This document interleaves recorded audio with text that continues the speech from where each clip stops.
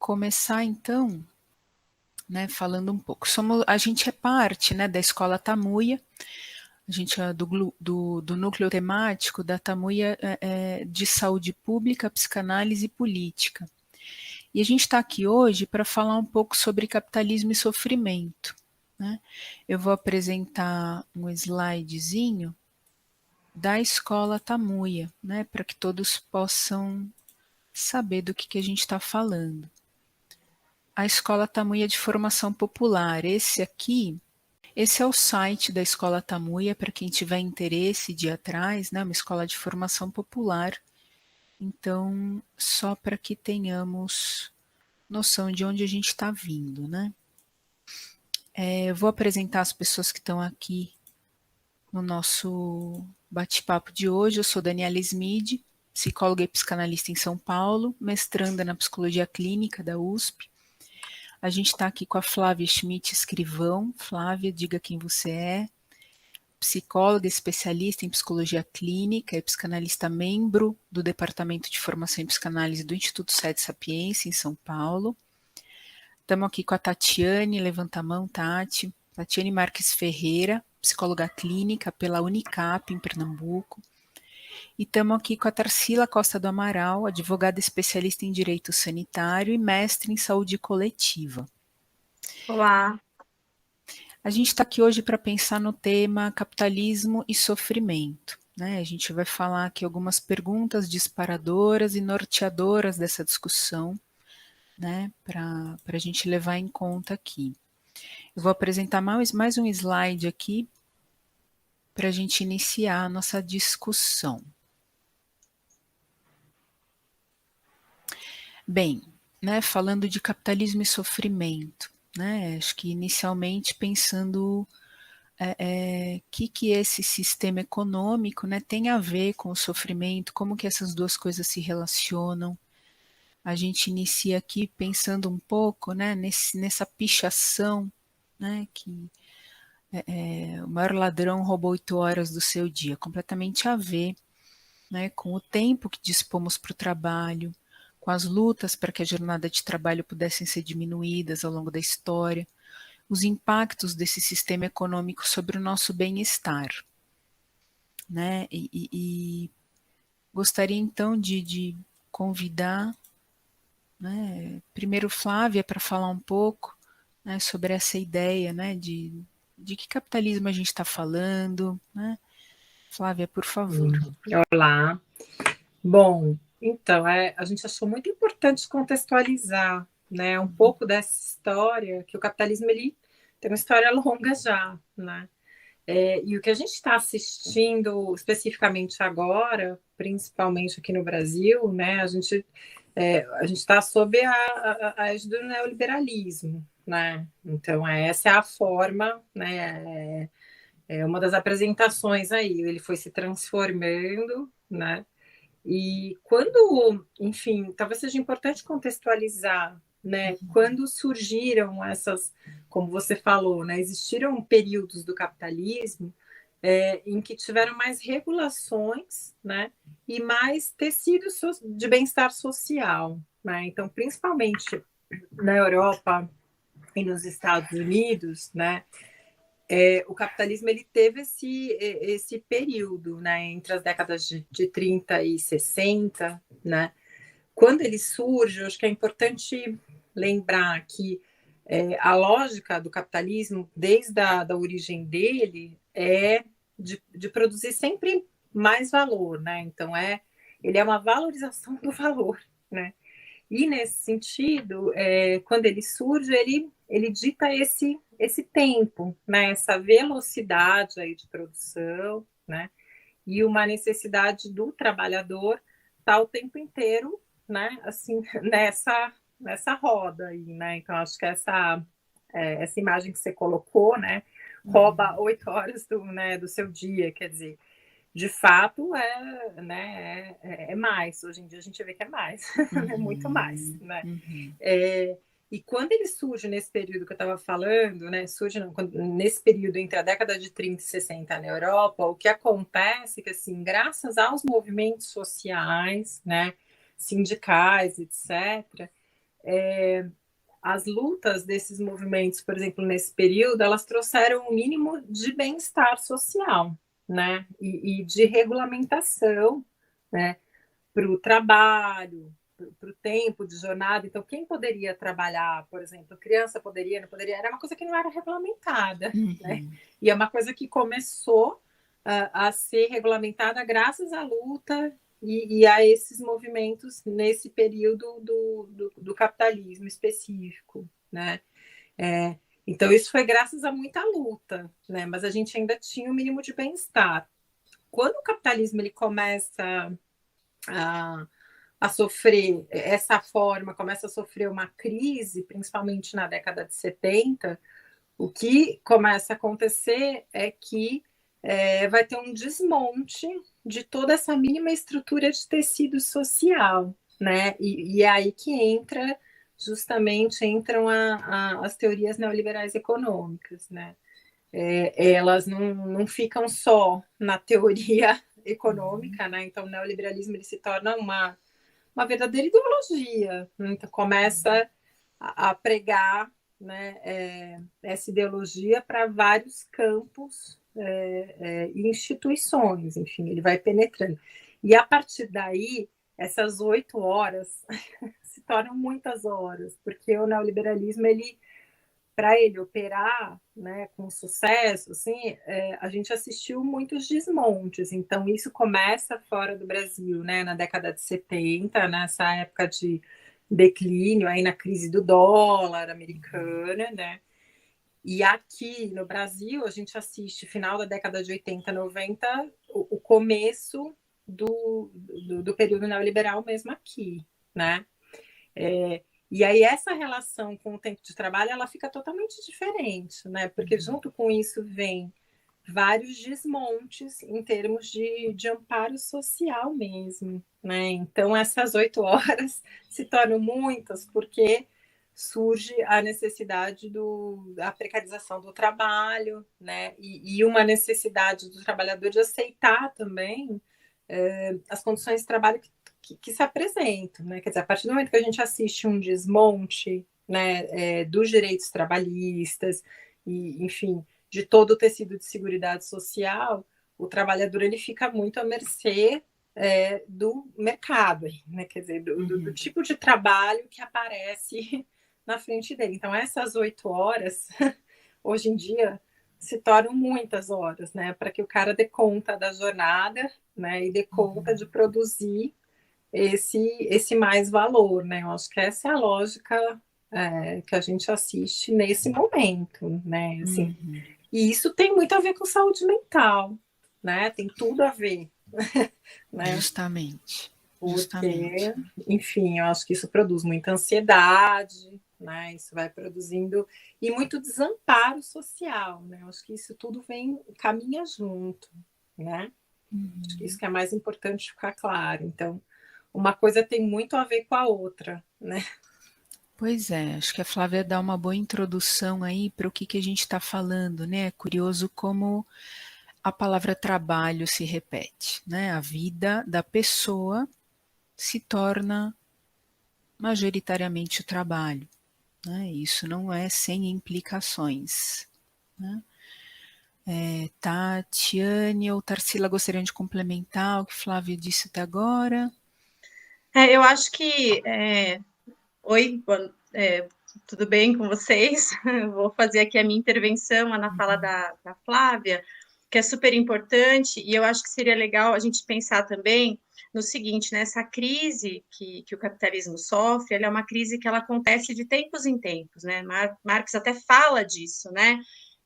Das recorrentes crises do capitalismo, porque ele vai estrangulando de tal maneira, né, o trabalhador, né, ele vai pressionando de tal maneira os direitos trabalhistas, o bem-estar dessa pessoa, né? Porque a lógica é produzir sempre muito, né? E aí chega um momento que você produziu demais, e com a chegar as inovações tecnológicas que nós vimos aceleradas demais agora nesse século, você vai não tendo mais espaço, na verdade, de trabalho para tanta gente, né? Você vai segregando essas especialidades em muitos graus, E isso torna a desigualdade muito mais evidente, né? Quando a gente fala em saúde, a gente precisa sempre pensar que a saúde ela é composta de determinantes sociais. Então, o trabalho, a moradia, a alimentação, né? Enfim, essas questões do sistema de segurança social, né? Que a gente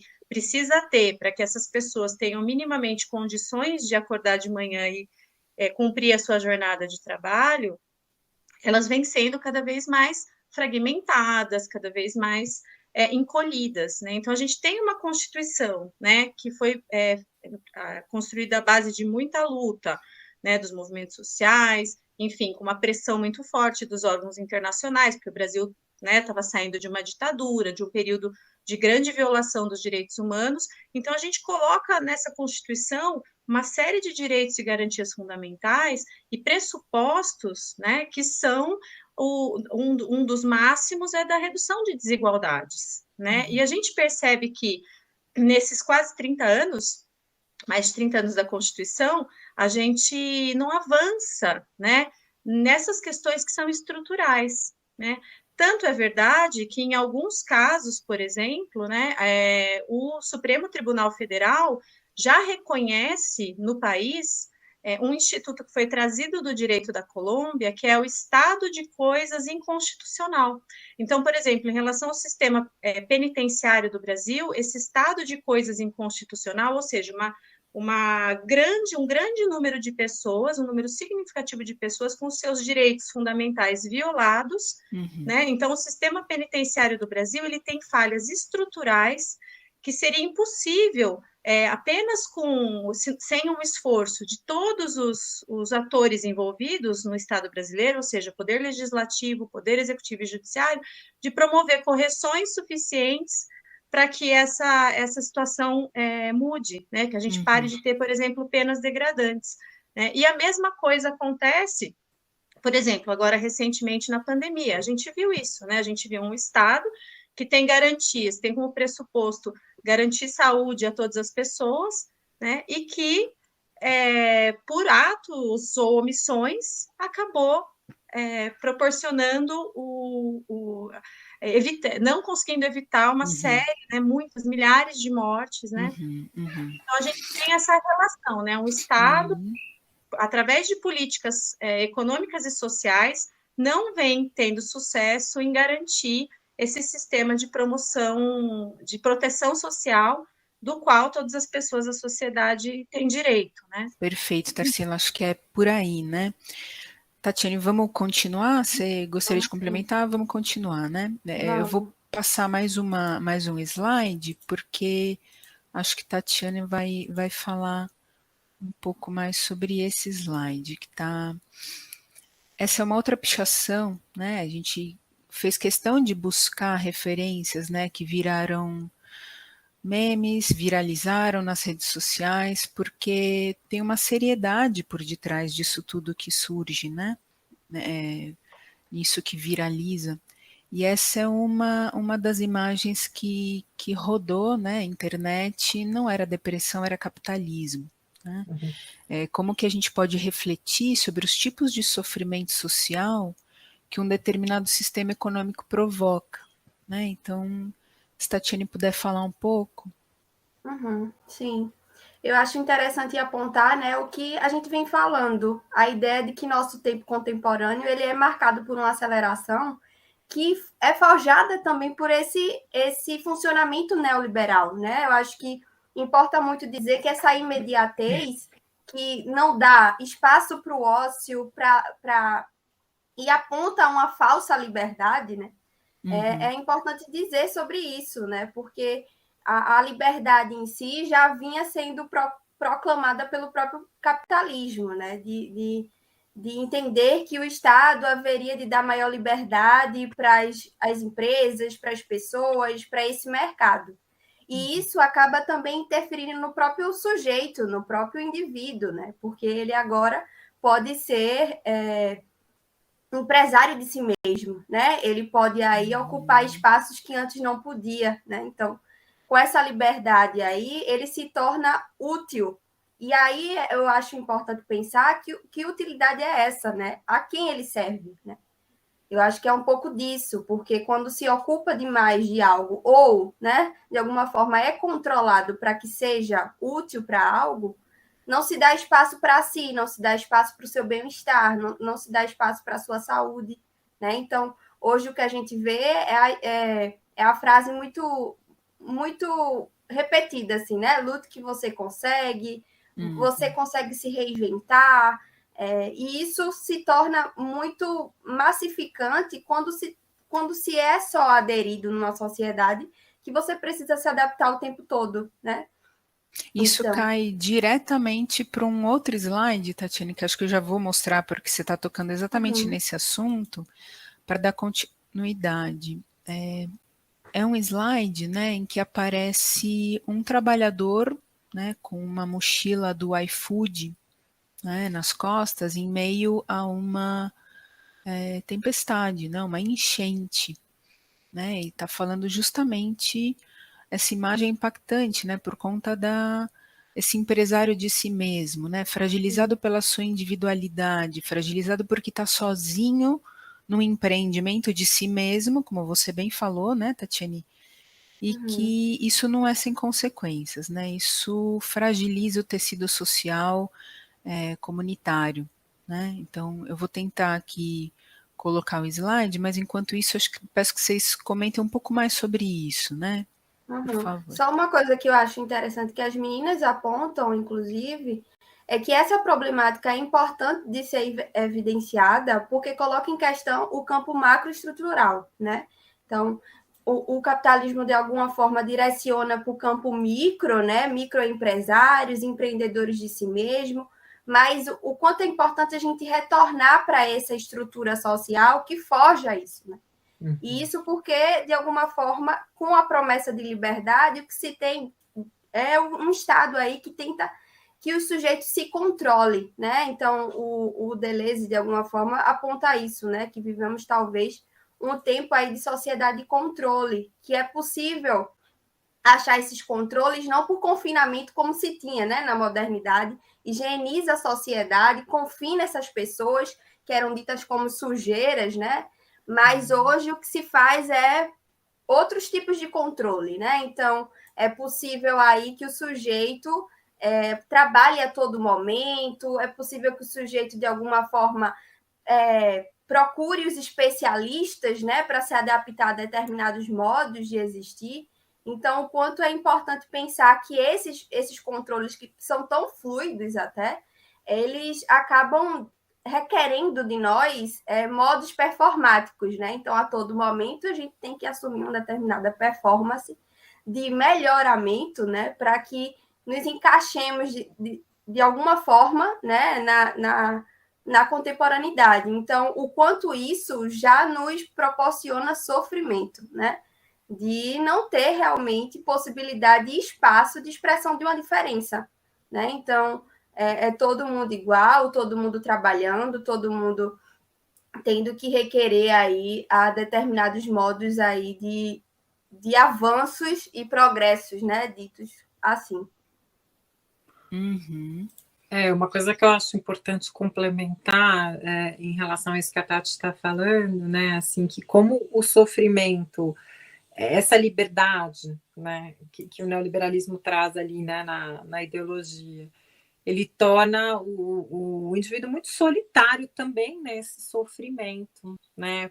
Eu acho que a lógica é isolar mesmo, né? E isso vem junto com toda esse discurso, né? Então o indivíduo ele acaba não só adoecido, mas isolado, né? E tem uma coisa que eu acho que o neoliberalismo ele é muito eficaz, esses controles, como a Tati estava falando, eles não precisam mais ser externos, né? Porque a partir do momento que essa lógica está internalizada no sujeito, né? Ele vai se cobrar o tempo inteiro, etc.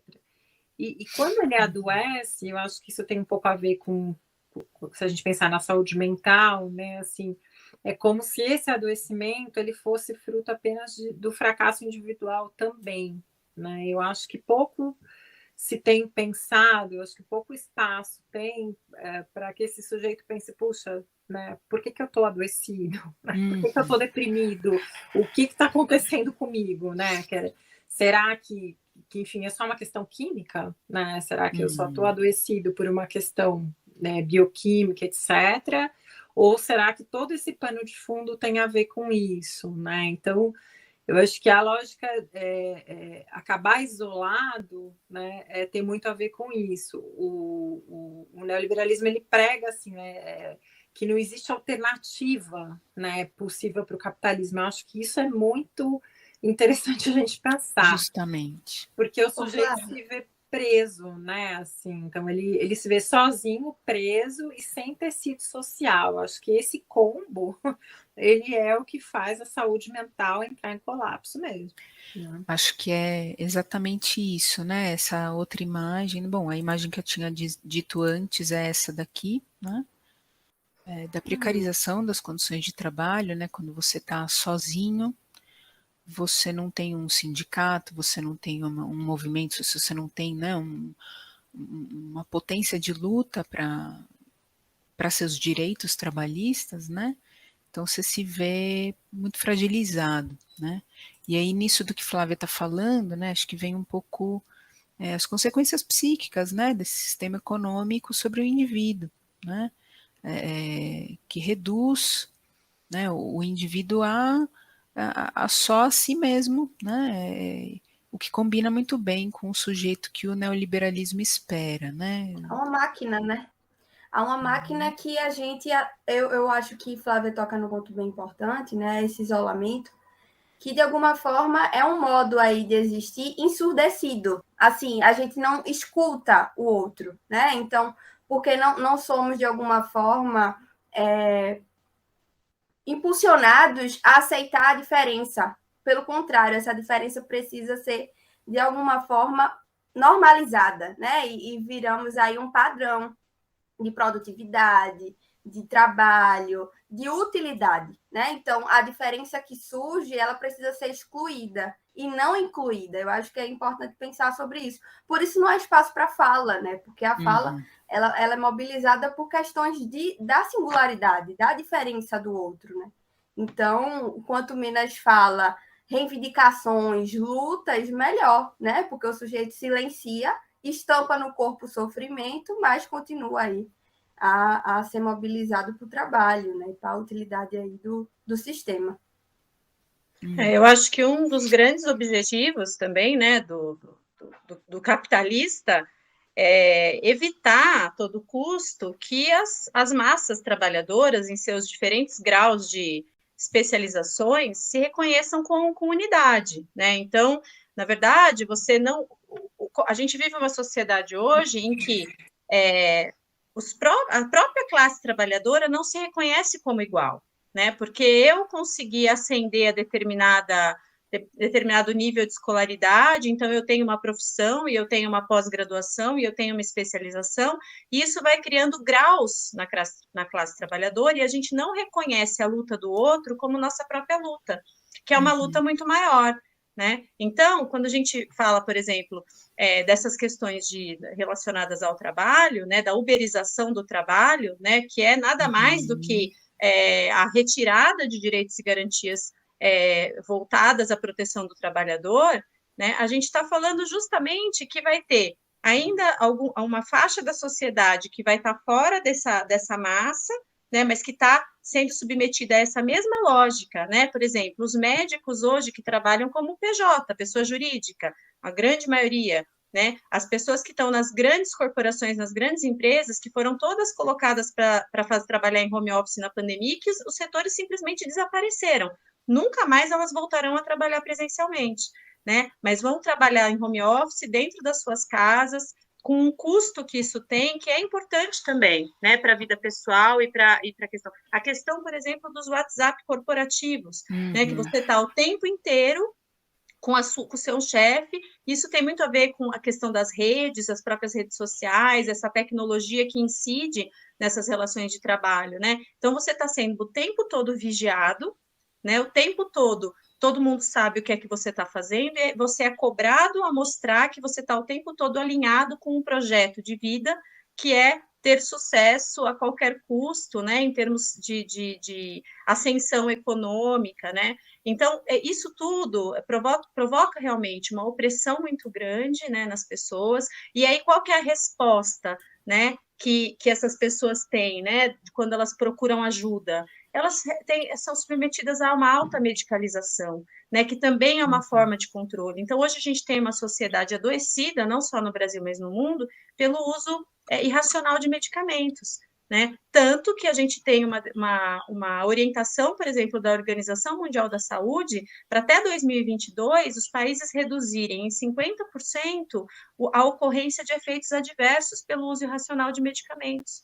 Então, a gente hoje tem uma sociedade que é controlada pela fome, principalmente, porque se faz qualquer coisa para não passar fome, não deixar os seus filhos passarem fome. Então, hoje, se o teu chefe disser para você que você tem que trabalhar no final de semana, você vai trabalhar no final de semana, porque você sabe o que está acontecendo no país, né, a crise profunda que nós estamos vivenciando, você não vai deixar de fazer o que é pedido para você. Se te pedirem para você trocar seus direitos trabalhistas, né, para continuar mantendo o trabalho e ganhar alguma coisa para não passar fome, para ter as mínimas necessidades, que nem são as suficientes, atendidas, você troca, né? Por quê? Porque a gente perdeu a capacidade de reconhecer em toda a massa trabalhadora a opressão desses mesmos direitos. Então, E reconhecer a alternativa, né, Tarsila? Exatamente, a gente perdeu a capacidade de pensar coletivo, né? A gente perdeu a capacidade de compreender que a gente não consegue sozinho debater com o empregador as nossas necessidades, os nossos direitos, ou com o Estado, né? Saindo um pouco fora da figura do capitalista, mas o próprio Estado, porque o Estado é um Estado capitalista, né, que tem políticas econômicas e políticas, inclusive sociais, que não correspondem ao ideal de civilização que a gente pensou, né, de sociedade que a gente pensou. Então, a gente não perdeu a capacidade de se organizar, né, como classe trabalhadora, para debater junto esse direito, né? A gente perdeu a capacidade de reconhecer que o sofrimento do outro nos provoca sofrimento também, né, em alguma medida. Então, eu acho que a gente precisa pensar, né, assim, encaminhando já para as possíveis saídas, né, desse lugar onde a gente está, né, desse estado de coisas inconstitucional, social que nós vivemos no Brasil, né, pense como que a gente faz para sair disso, né, quais são as possíveis saídas, né, a saída é Guarulhos? Não, não é, né, porque nem todo mundo vai poder, né, imigrar e nem todo mundo quer, né? E as pessoas que não têm condição de ir para Guarulhos, então ficam no Brasil, né? Ficam aqui sendo submetidas a essa opressão, a essa desigualdade, a esse Estado que não se movimenta, né? Que não corresponde à expectativa que a gente tem de sociedade, né? Pelo menos com os mínimos, né? Não se trata de recuar diante disso, né? Se trata de encontrar alternativas para enfrentamento dessa situação de mal-estar geral, né? De sofrimento que todo esse sistema causa, né? Aqui a gente trouxe uma imagem de novo, né? Como as narrativas, né? Desse empreendimento de si mesmo, elas são banalizadas, elas são naturalizadas, né? Essas narrativas de você tem que ser bem sucedido, você tem que dar o máximo de si, né? E nisso, pela produtividade, como vocês bem estavam dizendo, né? Medicalização. Né? Então, isso vai sendo banalizado e achatando as possibilidades, né, de enfrentamento. Como Tarsila está já encaminhando, né? Acho importante a gente vou encaminhar mesmo, né, para um pouco do final, né? Isso daqui, essa é uma outra imagem importante, né? Que a gente vê como que a gente se adapta, né? A condições extremamente brutais, né? A tendência do ser humano para se adaptar é perigosíssima, né? E de não ver saída e de não ver alternativa, porque está muito individualizado. Né? Como Tarsila já foi encaminhando para o final, acho importante comentar, né? A gente vai terminando então o nosso vídeo, comentando, então gostaria de ouvir de vocês, né? A alternativa existe, né, gente? Eu acho que a gente está falando sempre desse sujeito que vai ficando sozinho, né? E meio que encurralado. Né? Acho que a alternativa tem a ver com com algo que tem a ver com o coletivo, né? Com a gente poder se organizar, né? E pensar em todos esses conflitos, né? Porque justamente uma coisa que a Tarsila apontou e que eu acho que vai, assim, atinge bem a saúde mental, que assim, a partir do momento que você tem que diagnosticar rápido, medicar rápido, né? O que significa isso? Que a gente não pode lidar com conflito nenhum, a gente não pode lidar com contradição, etc. Né? Então, acho que a alternativa talvez passe por uma organização em torno de causa coletiva mesmo, que eu acho que é o que talvez eu enxergo como uma saída. Né? Acho que a gente não vai conseguir sair disso, né, se a gente ficar todo mundo sofrendo, cada um no seu quadradinho do... né? Não tem como, né? Quer dizer, é muito forte, né? Porque isso atingiu a gente, você vê, é um mecanismo que está em todas as instituições, enfim, né? É uma ideologia mesmo. Então, acho que a saída é a gente pensar de maneira coletiva, né? Assim, em torno de causas, enfim, nos organizarmos para debater, enfim, para refletir sobre tudo isso, né? Sobre essas contradições, sobre as nossas, né? O lugar que nós ficamos, né? Eu acho que essa é a saída, assim, enfim. O começo, né? E são... Por favor, Tarsila.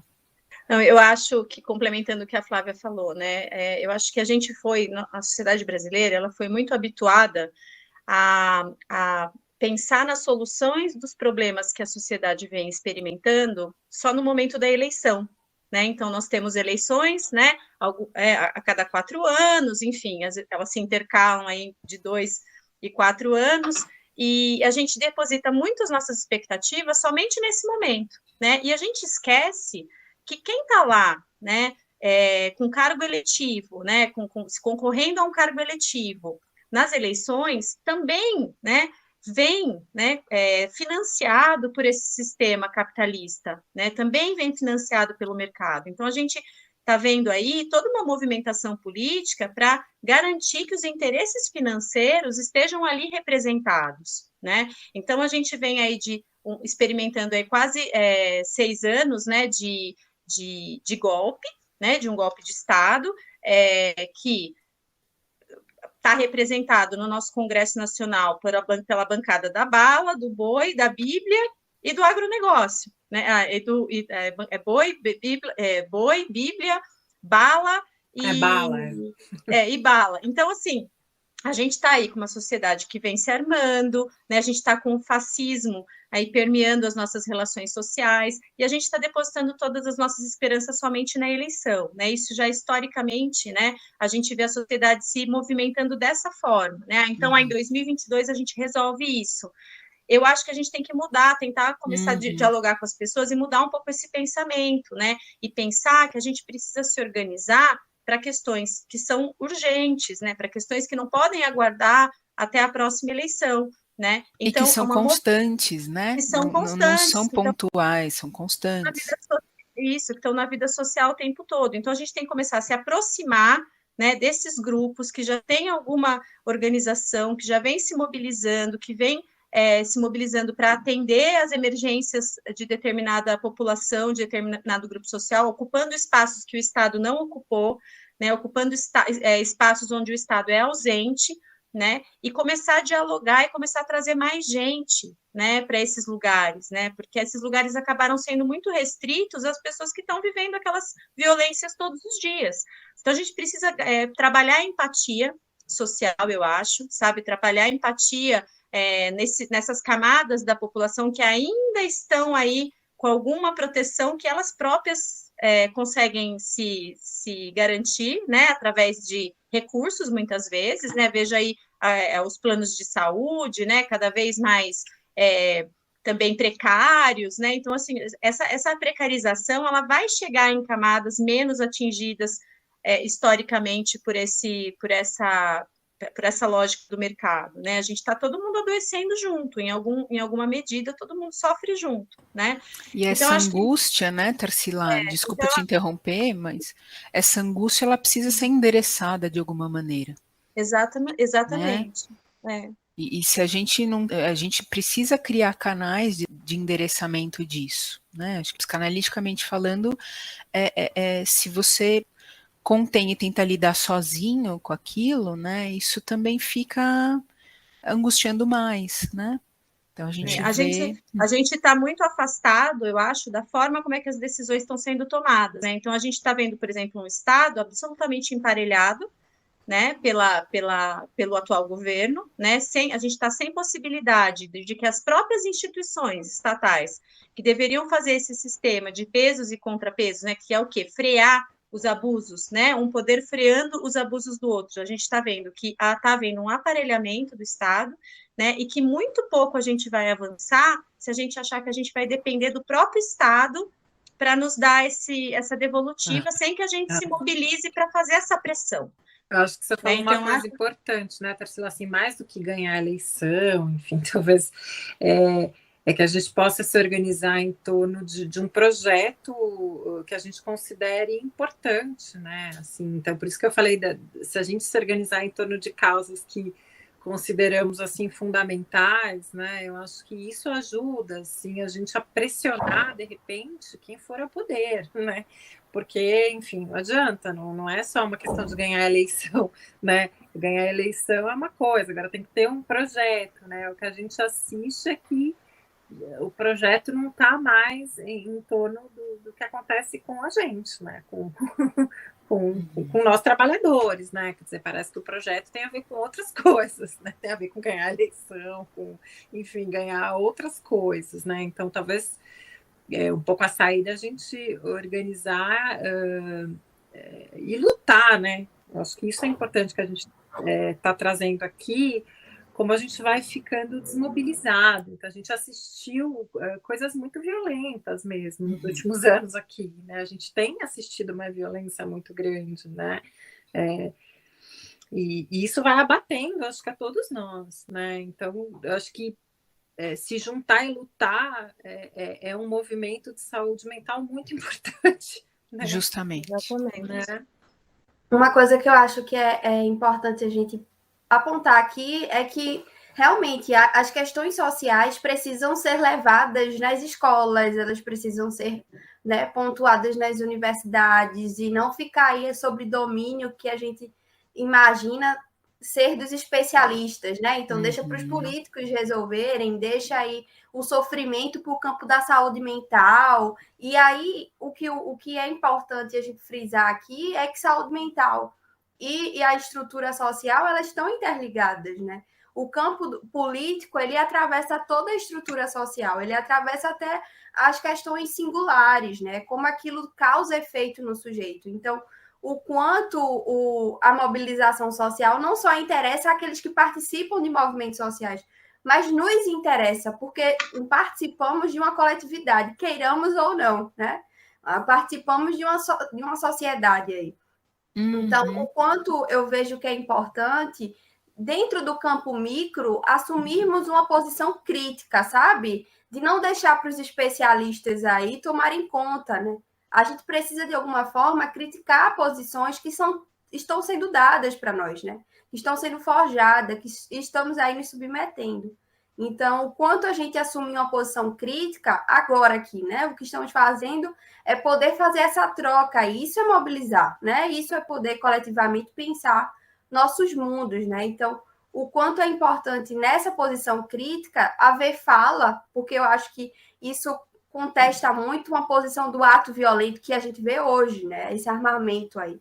Então, o quanto a fala aí é sim uma possibilidade de ir contra posições e de ganhar espaço cada vez mais. Então, o quanto o micro pode ir aos poucos ganhando espaço no macro e esse macro aí poder, de alguma forma, beneficiar uma coletividade. Né? Muito bom. Acho que com isso a gente pode encerrar, né? Acho que com a fala de Tatiane. Vocês gostariam de complementar alguma coisa ou vamos se despedir por aqui?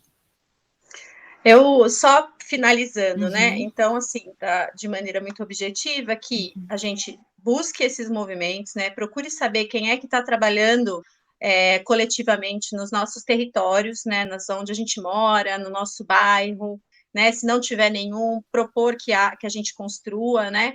E outra forma, eu acho que pode ser algo importante, é usar a tecnologia ao nosso favor, né? Ou seja, usar as redes sociais, usar as nossas vias de comunicação para fazer incidência, né? Que é se posicionar, né? E pressionar parlamentares em relação às pautas que são relevantes e que são importantes, né? Então, acho que criar essas redes também de pressão, né, de incidência, né, que é o que a gente chama de advocacy, né, junto ao Congresso Nacional, para fazer os projetos que são importantes serem priorizados, né, os projetos progressistas que pensam aí nos direitos sociais, na proteção social, e também para barrar aqueles que vêm cada vez mais retirando e desmontando esse sistema de proteção social no Brasil. É isso, obrigada, né, pela oportunidade de compartilhar com vocês aqui alguns pensamentos e algumas reflexões, né, e angústias, e estamos junto aí na luta. Estamos junto aí. Agradeço todo mundo, então, aqui, Tatiane, Flávia, Tarsila. Obrigada. E nos despedimos aqui. Até a próxima. Até. Tchau, tchau. Tchau, tchau, gente.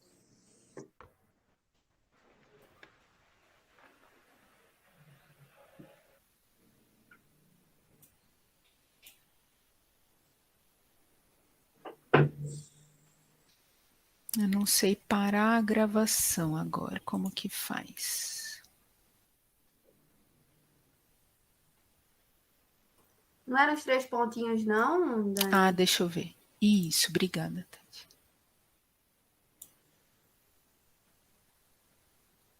Né, pontuadas nas universidades e não ficar aí sobre domínio que a gente imagina ser dos especialistas, né? Então, deixa para os políticos resolverem, deixa aí o sofrimento para o campo da saúde mental. E aí, o que é importante a gente frisar aqui é que saúde mental e a estrutura social, elas estão interligadas, né? O campo político, ele atravessa toda a estrutura social, ele atravessa até as questões singulares, né? Como aquilo causa efeito no sujeito. Então, o quanto a mobilização social não só interessa àqueles que participam de movimentos sociais, mas nos interessa, porque participamos de uma coletividade, queiramos ou não, né?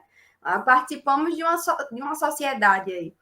Então, o quanto eu vejo que é importante, dentro do campo micro, assumirmos uma posição crítica, sabe? De não deixar para os especialistas aí tomarem conta, né?